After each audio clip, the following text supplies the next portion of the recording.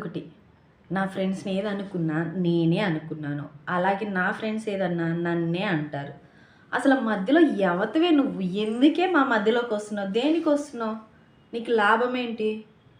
మేము తిట్టుకుంటాం, కొట్టుకుంటాం, ఏదైనా చేస్తాం. ఎవరే నువ్వు? ఎక్కడ దానివే?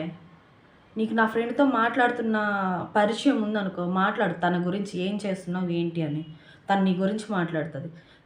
వాళ్ళ ఫ్రెండ్ గురించి, నా గురించి నీకేం పనే నా గురించి ఎత్తడానికి దాని దగ్గర? అది ఎత్తిందంటే నేను దాని ఫ్రెండ్‌ని కాబట్టి ఎత్తుతది. నువ్వెవతివే అసలు? నీ బుద్ధి మారదు. నిన్ను చేసుకున్నవాడు మార్చలేడు. నీది కుక్క బుద్ధి. ఆ కుక్క కూడా సిగ్గుపడుతుంది నిన్ను చూసి. నీ బతికే ఇంతే. ఒట్టిపోయిన గొడ్డులాగా నువ్వు నీ మొహము.